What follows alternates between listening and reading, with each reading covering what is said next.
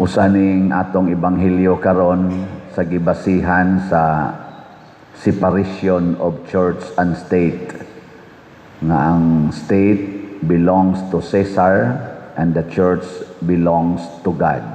Kaya niingon mas Kristo, give to Caesar or ngadto sa emperador what belongs to Caesar. Yeah, give to God what belongs to God. Pero tulog karon kini. Unsa may basihanan sa atong pagsunod sa emperador or ni Caesar. Ug unsa man say basihanan nga nakasunod ta sa Dios o naghatag ta sa Dios. So ang atong lihok or buhat nga Dios nun gibase na sa morality. Kasabot mo what is morality? Unsa man ang morality? Saan mo kibaw? Unya ang atong aksyon aron ilhon ta nga nakahatag ta or nakatuman ta sa sugo ni Caesar or sa authority sa kalibutan, mao ang legality. So legal versus moral or legal and moral. Nga nanay panultihon nga nag-ingon, dili tanan nga moral, legal, dili sa tanang legal, moral. Sa ato pa, dunay panahon magkabangi ining duha. Unsa man ang morality? Sa simple nga paghatag og kahulugan, morality is to do what is good and to avoid what is evil. Ang pagbuhat og maayo ug ang paglikay sa dautan. Nga ang legality is to comply the law, the existing law. Ana. Nang litan kanang pagpamakak unsa man na, avoid or do? To do or to avoid? Kanang pamakak ba? Kusga? To avoid. Kay to avoid what is evil man. Unya, kanang pag-color sa buhok, unsa man na siya, related na sa pag-avoid sa pamakak o patronize sa pamakak? So good na. Kanang pag-kiss-kiss sa kilay niya, badly sa kilay, unsa man na, to patronize pamakak o avoid pabakak? Kanang pagpaputi sa imong brown nga naong, unsa man na, and so on and so forth. Kana, i-check. Aron, kay bao ka nga, moral day na, or legal. So, kanang pag-abortion, unsa man na siya? To avoid or to do? Kusga? Kanang pagpalaygit, unsa man na? To do or to avoid? Kanang divorce, to do or to avoid? Kung ibase sa morality. Pero sa legality, legal na biya ang abortion, legal na biya ang divorce, legal na biya ang pagpalaygit, legal na biya ang same-sex union, o uban pa, di ba? So muna, not all legal is moral. Not all moral is legal. Nakamoy pahukmon, hay may inyong hatagan og priority to do, to follow morality, or to follow legality. Kinsay mo ingon, Pader, musunod yun ko what is moral. Taas ang kamot. Okay, very good. Kinsay mo ingon, Father, mosunod ko what is legal. Mo ginay akong number 1. Ay, istorya. Duha ra ka buok. Pero sa tinud-anay,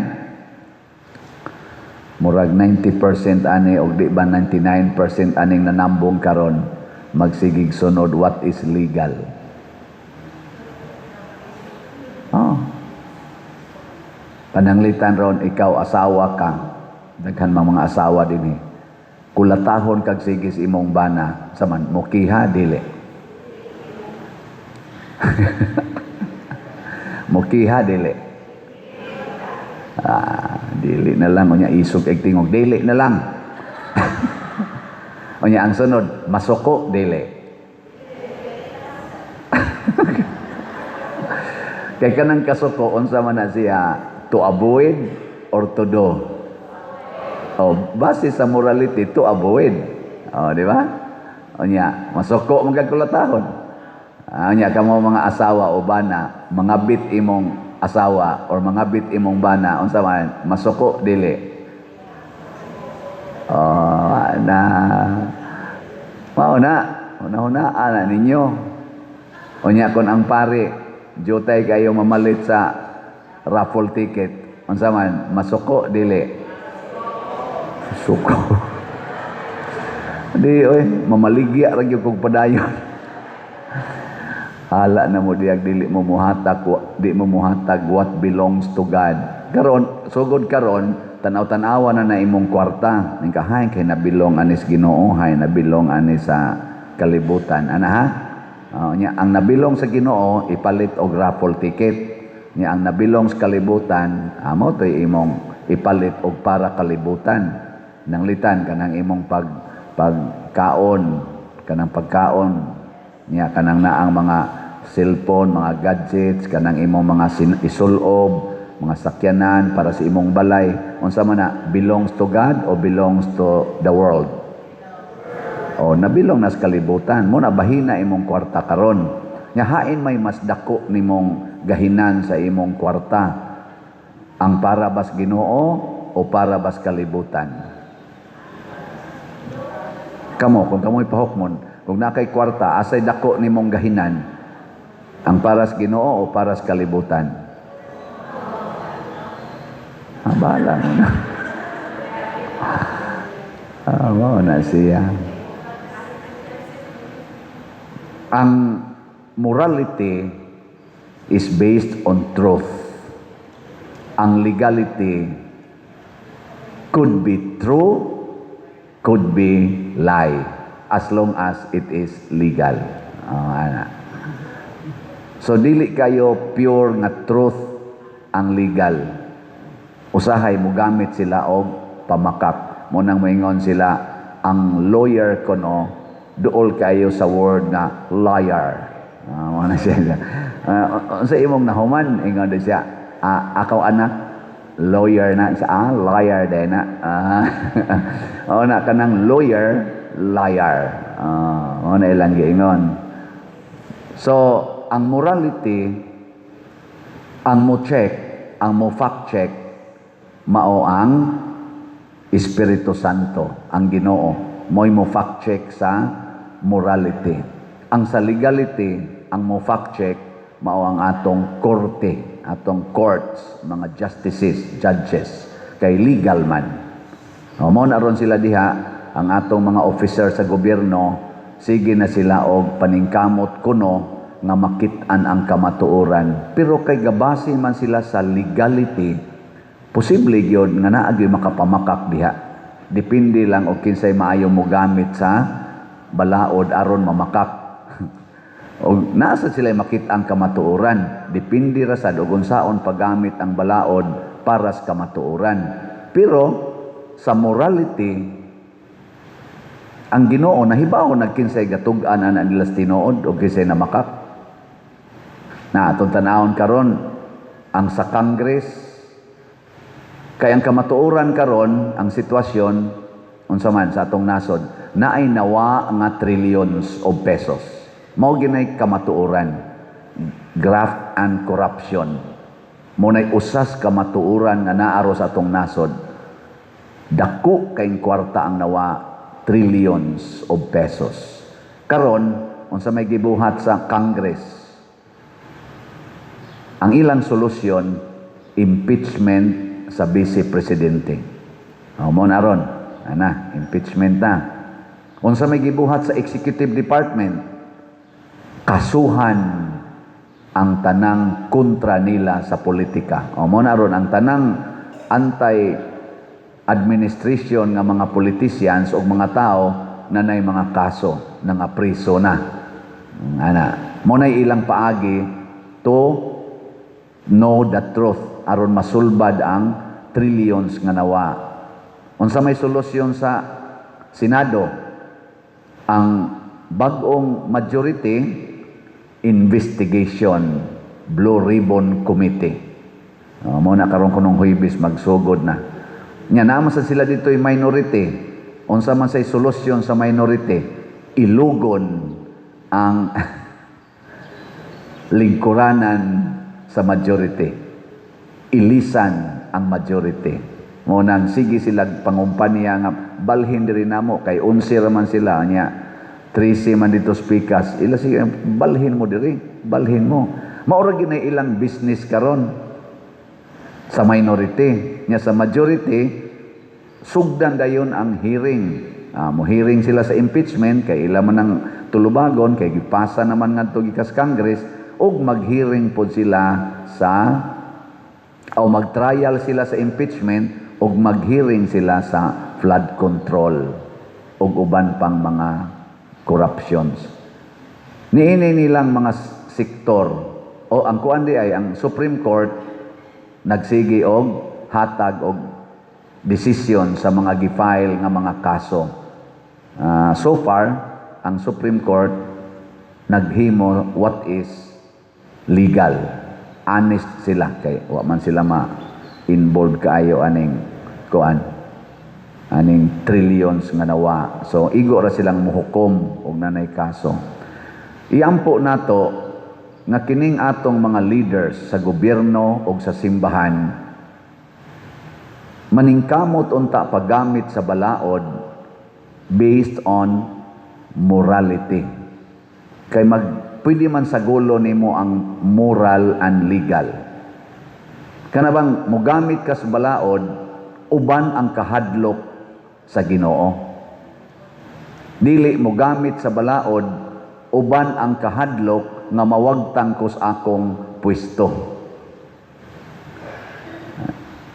Si San Pedro diri sa atong unang pagbasa niingon siya diri, apan kamo mga igsuon na sayod na niini.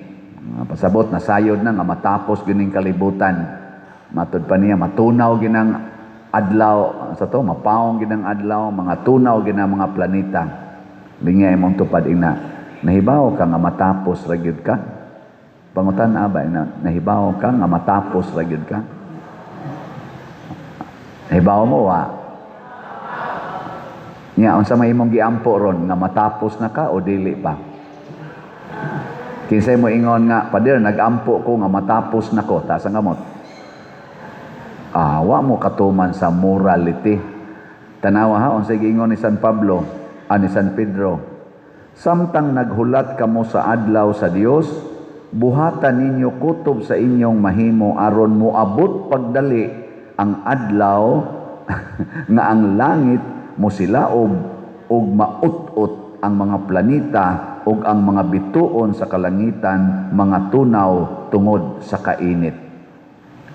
Maningkamot dayta nga madali kuno nag-abot kanang katapusan nato. Mao day kuno nay saktong buhaton. Susugod karon pag-ampo na nga mamatay na ka. Pag-ampo di mo mag-ampo.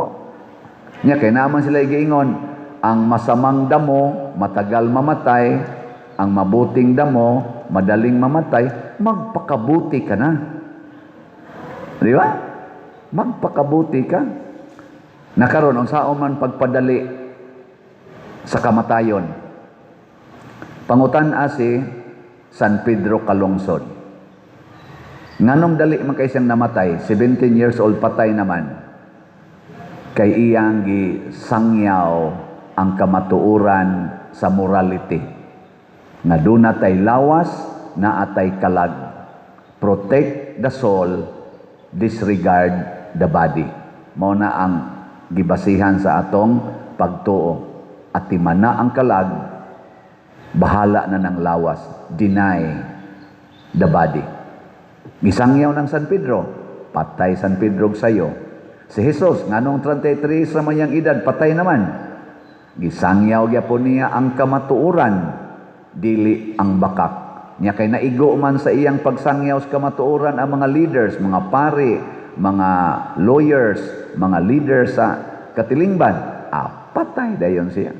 Muna madali siya. Muna pasabot, usa tingis pasabot ni San Pedro nga, paningkamot mong madali og abot ang kamatayon. Puyi ang kamatuoran. Kay dinhis kalibutan, kinsa to'y nagpuyo sa kamatuoran, sigihan yung kag atake. Patyon yung ka. Karon, kinsa may gisigihag atake, Duterte's group o Marcos group? Kinsay gisigihag atake. So, posible nga kaning gisigihag atake, mauni sila ang duol-duol sa kamatuoran. Nya kaning gasigig pangatake, mauni sila'y naggamit sa legal nga bakak. Ang karing pikas, legal with morality. Karing pikas, legal with lies. Kay kanang mga bakakon, iya ginang patyon ang kamatuoran. Nya gusto ganitang madali ang atong kamatuoran, ang atong pag-adtos langit, puyi ang kamatuoran. Naswayo, distingin ninyo, ay na mo pa color sa buhok. Ay na mo pangiskis kilay. Nawa, di ba sawayon dayon ka? Ingnon dayon kang bati kag naong. Ingnon dayon kang, well, tiguwang na nimog naong. Anaon dayon ka. Unya, unsa mo na? Sakit. Usahay, makaim ka, may pamatay. Di ba? Na eh. Karon, kamatuoran, stage 4 na ka-cancer. Ayaw na pag kana na ang sigig pakimo. Total, ending na mangyug ka. Kidney failure na ka. Dawata ang kamatuoran. Ayaw na pa dialysis. Dali kay kang makakita Ginoo. Total, mamatay raman ang lawas. Mamatay raman ginang lawas. Ano magmagsikag pakimo, di ka matay. Patay. Ano man di, sige kag pa dialysis, di ka matay. Patay. Puyi ang kamatuoran. Ningot, pero sa imong pagpuyo sa kamatuoran, matud pang San Pedro, busa, pagmatngon kamo, aron dili kamo madaldal sa mga sayop, sa mga malapason, sa balaod, ug mahulog gikan sa inyong lig-on nga baruganan. Naman gitay baruganan, pero tungod sa atong kadanghag, nya di ta gusto nga mamatay, mausab ang atong baruganan. No? Kana day ni kasal dire, for better or for worse. Mao na inyong baruganan. Sa to? For richer or for poorer, in sickness and in health, till death do us part. Pero nganong daghan makaing nagbuwag, kay wa ka mangandoy nga mamatay. Ang imong pangandoy nga malipay, mabuhi og dugay. Mao na kay imong bana makamatay naman nimo, buwagan ko ning buang dako. Makamatay naman nimo imong asawa kay wa nagilami, buwagan ko ning buang dako. Pero kung sincero lang ka, di ka mo biya, iparo ka sa imong banas bongbong, patay din kay kaugma. Di naigo na nimo ang ingong San Pedro, paningkamot. Pero imo masang gipuy-an ang imong gipanaad. Wa man sa kama hulog sa imong lig-ong baruganan. Dili kayo ni fitting nga example, pero nakadaig ko sa statement ni Senador Jinggoy Estrada kagahapon nga pagdakop niya. Awa man siya dakpa, misurrender siya sa CIDG. Pero nisulti o sa siya. Ningon siya, ako ning ibutyag ninyo. Grabe ang pananakot nga gihimo nila nga rin ako. pero dili ko magpatinag sa pananakot. Gisigihan ko nilag tawag nga pabiyaon ko niining among independent majority katong solid 13. Di ko mobiya sa among solid 13. Pabilin ko nga magligo niining akong gibarugan under sa leadership ni Senate President Cayetano. Ana siya og karon adto nako sa CIDG to surrender myself. Pero dili ko mo surrender sa pruiba na kining ilang gibuhat kalukuhan. So daghan ang nakadaig niya. Akong gibasang mga comment sa social media kana laban lang Senador Jinggoy. Pero gikan na siyang napriso. Nya nasa mo comment, bakit walang kasalanan si Jinggoy? May kasalanan ba? Wala. Dili na mo yatong basihan. Kung may kasalanan man, di, manubag. Ug way kasalanan, absuelto. Ang nindot, gibarugan niya ang iyang baruganan na solid 13 mi.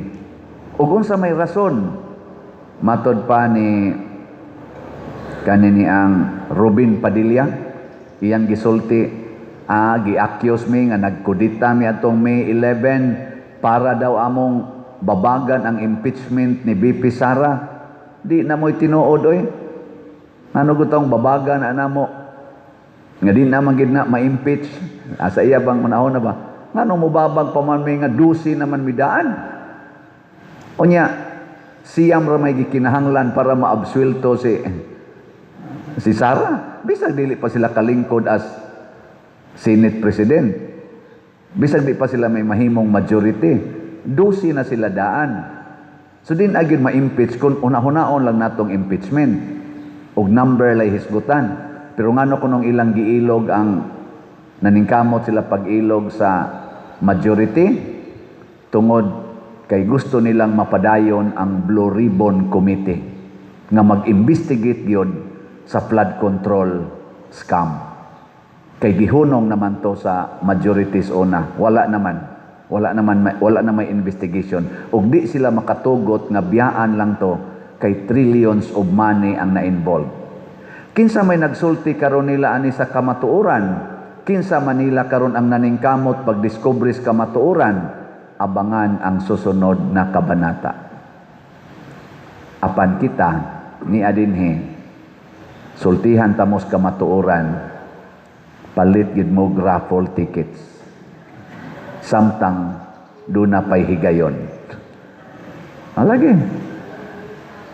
Nga naman, basig ugma matapos ng imong adlaw.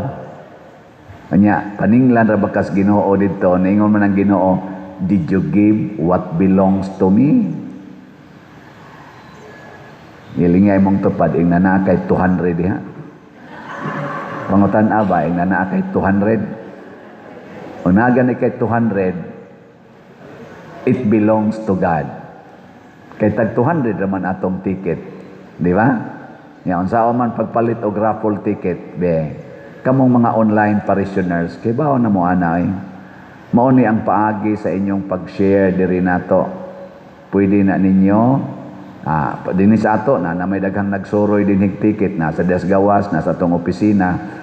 Pero sa online parishioners, unsa man, diha sa atong bank accounts, niya sa atong screen karon, pwede sa GCash, open ang among GCash accounts, niya kwarta padala. Niya amo na lang sang ipadaan ninyo ang sa online ang tickets, ang inyong copy sa tickets. Ra kasimple. So kamong tanang online parishioners, palit mo karon og duha lang ka tickets gikan karon hangtod sa kuan labing minus duha ka tickets. Pero nabi ay ubano nga mga parishioners ato ni silang i-acknowledge kada semana nagpalit yun og labing minus tag 3 ngadto 5 ka tickets. So ato silang pakpakan. Salamat kay ninyo. Nya kada nako padag ticket ako dayong pakapinagsulti. I hope you will still buy more tickets. Mo subag sa dayon, of course, Father. Mura sa makadasig, no? Makadasig ba? Kamo be, kamo, kapila na mo nakapalit og raffle tickets. Siya ako, nasa usan na to din nga magsigig report nako, pader, palit na sa kong ticket. Nako, kada adlaw man kasige palit ticket. Ana. Onya, lain sa ninyong isuporta kanisang atong social media platforms, kaning Padresiano Ubod, nakasige na mo view, like, share, ani. May mo kalimot ha, niya, daghan na ba kayo ng Padresiano Ubod diha? YouTube ra gining ato, niya doon na niroy 293,000 ka subscribers. View, like, share lang yun. View, like, share. Unsa may mahitabo kung ato ng buhaton, maka-spread ta sa atong kaning atong misa o atong pamalandong, the same time makahatag sa nag-income nato. Kamo, pagdasigay inyong pamilya, bisan lang mo spend lang mo mga 30 minutes to view, to like, to share, and to listen. 30 minutes lang kada adlaw. Dako na kayo nag-ikatabang sa pag-share ninyo o sa pagpaminaw. Ako, maminaw sa kusigi ani kay kaning akong gihumili, spontaneous man eh. So, ako sad mismo, gusto sa kong makat-on sa akong humili. Nga naman, hibaw man ko nga, it is the Holy Spirit reminding us all, including myself. Amo na siya. Yang atong kaniganing projects din nga atong gipangandoy, mao ang atong bell tower. Dako kay na siya nga achievement nato kung ato nang mahimo. Nya dayon kining ato dinhing Adoration Chapel, thanks be to God, ongoing na. Unya ang ato dayong bag-ong CR. Nya dayon kadang ato dihang front nga himuon natong Walk of Apostles, kaya ang atong patron dinhi usa mas mga apostoles. Unya ang atong lingkuranan, ato siyang nindoto na ni ilisan tani mga gubao na kayong lingkuranan.